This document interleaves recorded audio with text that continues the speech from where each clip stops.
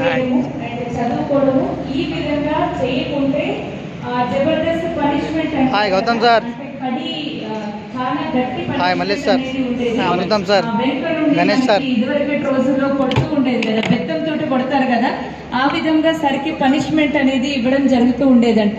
Marks వస్తూ ఉండేదంట, అంటే నిషాన్ అంటారు కదా. సో అట్లా మనకి కొట్టినప్పుడు ఎట్లయితే దెబ్బలది గుర్తు కనిపిస్తుందో అలా కనిపిస్తూ ఉండేదంట. అంత డేంజర్ డిసిప్లిన్ లో సార్ పెరగడం జరిగిందని చెప్తున్నారు. उस टाइम पे मुझे लग रहा था, मैं कभी कभी ऊपर देख के भगवान से कंप्लेन करता था कि ये भगवान ये मेरे साथ ऐसा क्यों हो रहा है, इतना डेंजर डिसिप्लिन मुझे इतने छोटी उम्र में कैसे रखा। लेकिन उस टाइम मुझे पता नहीं था, लेकिन आज मुझे पता चल रहा है कि every adversity has a seed of equal and greater success in it. मुझे आज पता चल रहा है कि उस टाइम पे जो डिसिप्लिन मुझे लाइफ में मिला था, वो डिसिप्लिन मुझे इस बिजनेस के लिए काम में आया और मुझे पता चला। उस टाइम में मुझे पता चल रहा था, उस टाइम में मुझे लग रहा था कि मैं गलत जगह पे फंसा हूं, लेकिन आज ये मेरे लिए वरदान बन गया।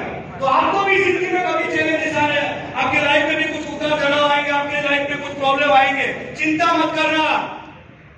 ऊपर वाला आपको चैलेंजेस दे रहा है, इसका मतलब है आने वाले टाइम में कुछ अच्छा होने वाला है।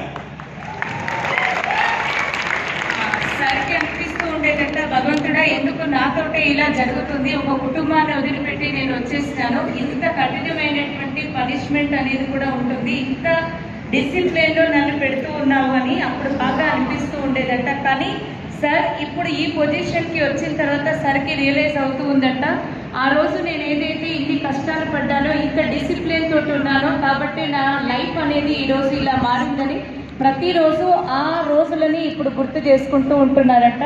మనకి కూడా జీవితంలో ఏదైనా కష్టాలు కానీ నష్టాలు కానీ కొన్నిసార్లు హైలో వెళ్ళిపోతూ ఉంటాం, కొన్నిసార్లు లోలో వచ్చేస్తూ ఉంటుంది లైఫ్. అలా మనకి కూడా జరుగుతుంది అంటే భగవంతుడు మనల్ని కూడా పరీక్షిస్తున్నాడని